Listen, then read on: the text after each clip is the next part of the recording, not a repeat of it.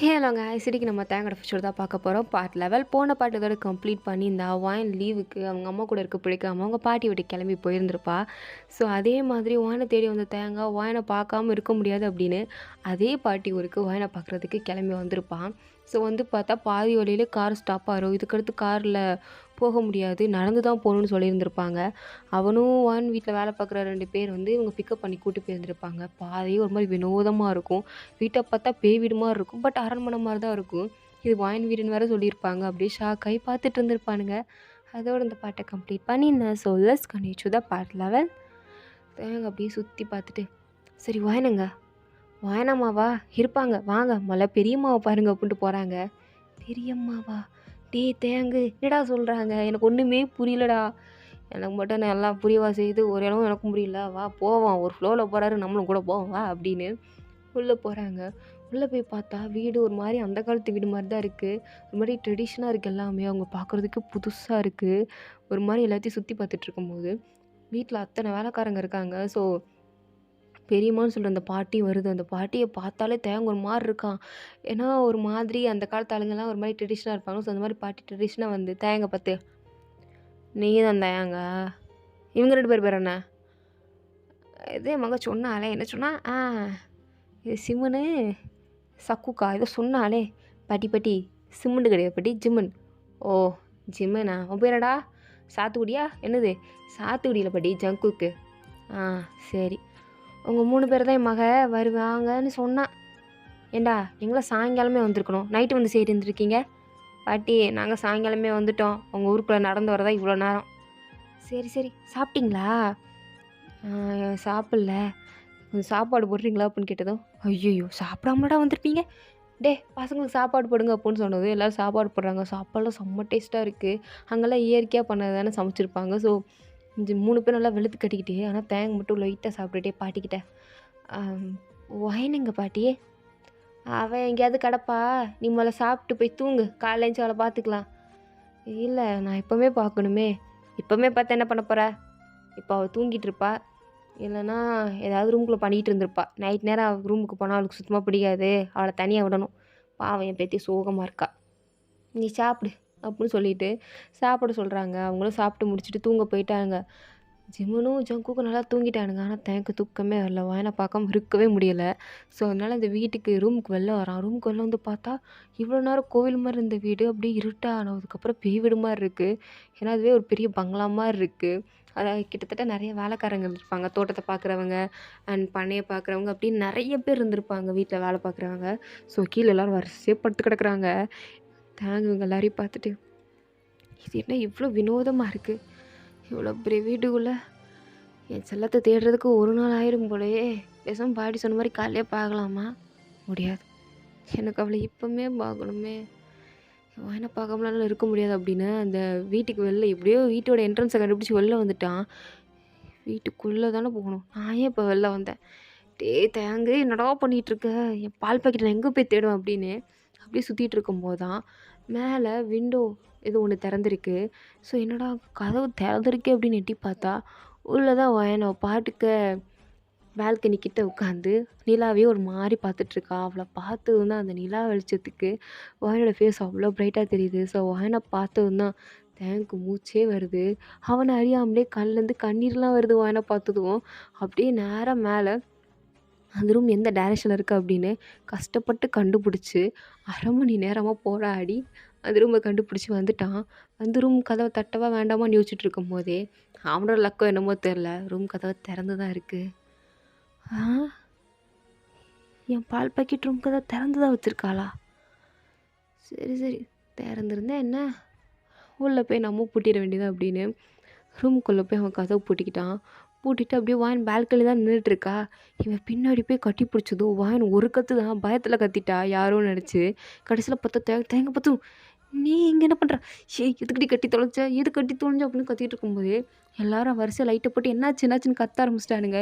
இதில் ஜிம்னு ஜங்கு நல்லா தூங்கிட்டு இருந்திருப்பானுங்க. சத்தம் கேட்டு தான் அவன் பயந்துட்டானுங்க 2 பேரும். இவங்கடா போனா அப்படின்னு கத்திட்டு இருக்கும்போது தான் வாயனா நீ கட்டிட்டு குளிஞ்சுக்கோ அப்படின்னு தேங்க ஒடிய வச்சுட்டு கதவை திறந்து என்னாச்சு பாட்டி, என்னாச்சு மோகன் எது கத்துனேன், என்னாச்சு?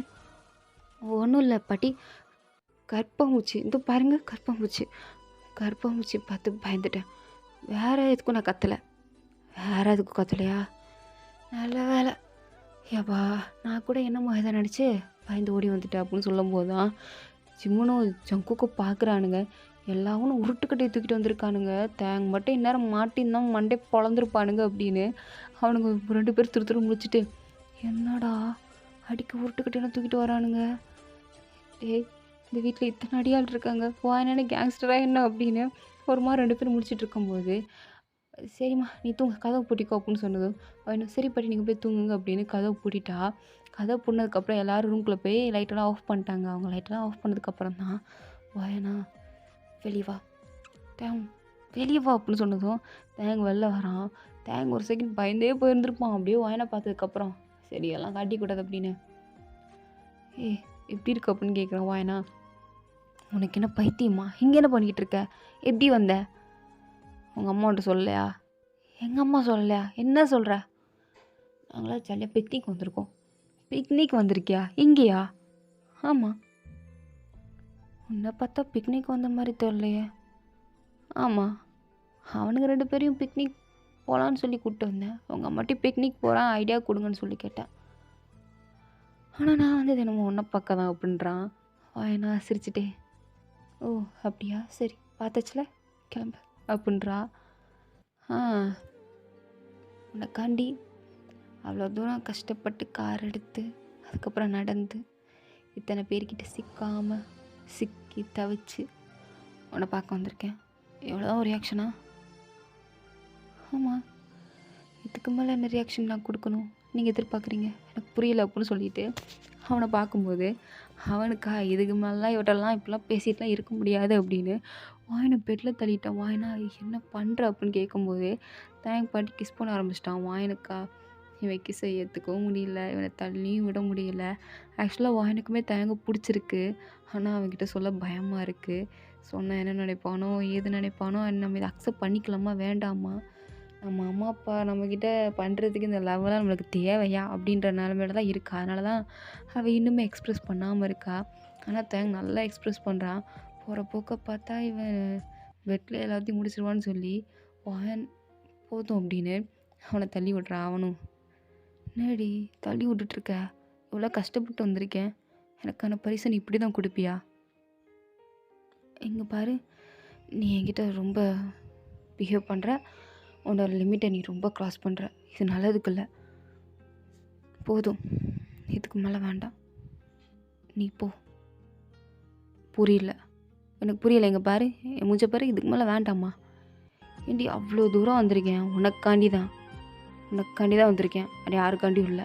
இந்த பட்டிக்கால் வந்து சாகணும்னு நினைக்கிறேன் தலைவிதியா? உன்னை பார்க்கணும் தான் வந்திருக்கேன், நீ வேணும்னு தான் வந்திருக்கேன்.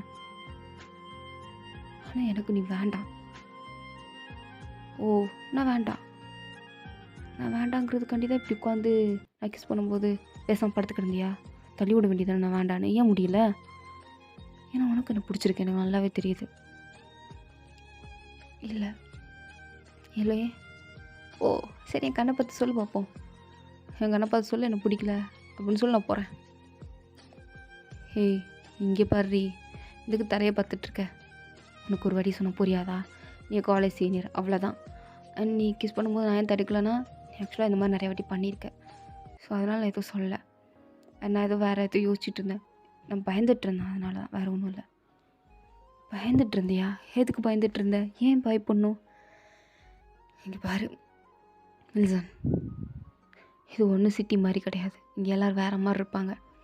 இங்கே நம்ம இப்படி இருக்கிறதெல்லாம் பார்த்தாங்கன்னா வேறு மாதிரி பிரச்சனை வரும். நீ ரூம்குள்ளே வந்திருக்கிறது எங்கள் பாட்டிக்கு மட்டும் தெரிஞ்சிச்சுன்னா உன் தலையை துண்டாக வெட்டி வயலில் தூக்கி போட்டுருவாங்க. அதை காக்கறியில் சாப்பிட்டு போயிடும்.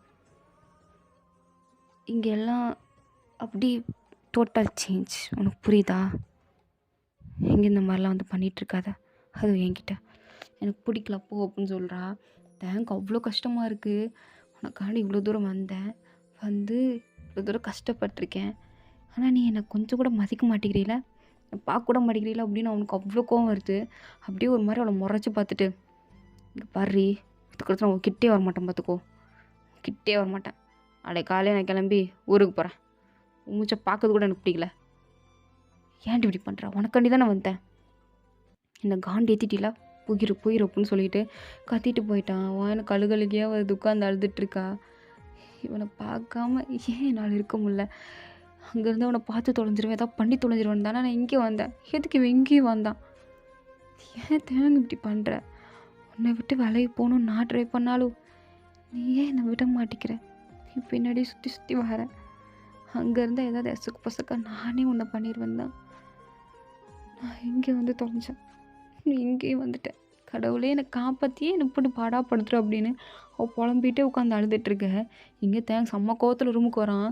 இவ்வளோ நேரம் ஜிம்மில் ஜக்குக்கு பயந்துட்டு இருந்திருப்பாங்க தேங்க் என்ன இருக்குமோன்னு. ஆனால் இவன் நல்லா வரத்தை பார்த்தோம். மச்சான் என்னடா ஆச்சு, ஓகேவா அப்படின்னு கேட்கும்போதே, டேய் எல்லாம் பேக் பண்ணி தானே இருக்குது, எது கீழே எடுத்து வைக்கல? இல்லை எடுத்து வைக்கல. என்னடா, நம்ம நாளைக்கு கிளம்புற ஊருக்கு. என்னடா சொல்லிகிட்டு இருக்க? வாயனை பார்க்கணும் தான் நம்ம இவ்வளோ தூரம் கஷ்டப்பட்டு வந்தோம். நீ வாயனை பார்த்தியா இல்லையா? எதுக்கு நடுவில் ரூமில் கத்துனா? நீ அப்போவே ரூம்குள்ளே இருக்குன்னு தான் நினச்சோம். என்னடா ஆச்சு அப்படின்னு கேட்கும்போது, டேய் இதை பற்றி கேட்காதீங்க, செம்ம காண்டில் இருக்கேன், செம்ம பாடுங்க, நாளைக்கு கிளம்புறோம். ஓவராக பண்ணுறாள்ல, பண்ணட்டும், நான் இங்கே இல்லாமல் போனால் தான் வறுமை தெரியட்டும், நம்ம நாளைக்கே கிளம்புறோன்னா அப்படின்னு சொல்லிட்டு அவனுங்க பாட்டுக்கு தூங்கிட்டானுங்க. ஸோ மறுநாள் கொஞ்சம் லேட்டாக தான் எந்திக்கிறாங்க. கதவு தட்டுற சத்தம் கேட்டதுக்கப்புறம் தான் தேங்காய், டேய் இருட்டிட்டு கதவை போய் திறங்கடா அப்படின்னு கத்திட்டு இருக்கான். கதவை திறந்தோடனே பாட்டி தான், என்னடா பசங்களா எவ்வளோ நேரம் ஆச்சு தூங்கிட்டு இருக்கீங்க, எந்திரிங்க அப்படின்னு ஒரு கத்து தான். எல்லாரும் டிப்டாப்பாக எந்திரிச்சிட்டானுங்க. எந்திரிச்சு போய் ஃப்ரெஷ்ஷப் ஆகிட்டு வாங்க, சாப்பாடு ரெடியாக இருக்குது அப்படின்னு சொன்னதும் எல்லாரும் போய் குளிச்சுட்டு ரெடியாகி வரானுங்க. ஸோ வந்து கீழே உட்காந்து பார்த்தா வாயன் டைனிங் டேபிள் உட்காந்து சாப்பிட்டுட்ருக்கா. அப்போ அவனுங்க 3 பேர் வந்ததும் வாயனை பார்த்து ஜிம்மனும் ஜோங்குக்கும் ஹாய் சொல்கிறாங்க. வாயனும் ஹாய்ன்னு சொல்லிவிட்டு அவங்க 2 பேர்கிட்ட பேசுகிறா. தேங்காய் பார்க்குறா. தேங்காய் மூஞ்ச கூட பார்க்கல வாயனோட மூஞ்ச. அவன் பாட்டுக்கு சாப்பிட்டுட்ருக்கான். வாயனுக்கு ஒரு மாதிரி கஷ்டமாக தான் இருக்குது. இருந்தாலும் சரி இருக்கட்டும் அப்படின்னு சொல்லிட்டு அமைதியாக தான் இருக்கா.